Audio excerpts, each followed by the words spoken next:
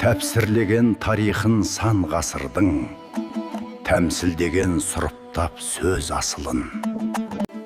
Тұнығыңнан лайланбаған сусындап, талай жандың білім шөлі басылды.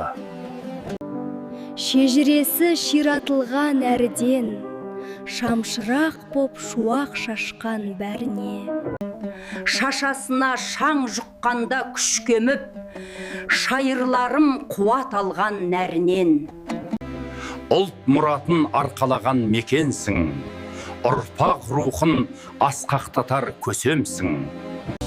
Ұлықтаса ілімдерді ұл қызың, ұлы ісің ұлылығың, жетер шың.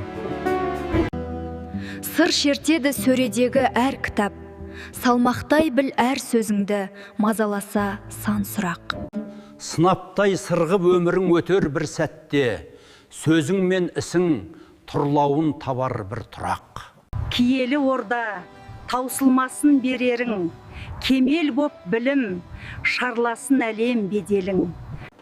Феникс құстай күлден қайта түлеген, фараптай даңқты кітап қорына теңедім. Сен берген білім шарласын қазақ даласын, зерделер ғылым жастардың болсын санасы.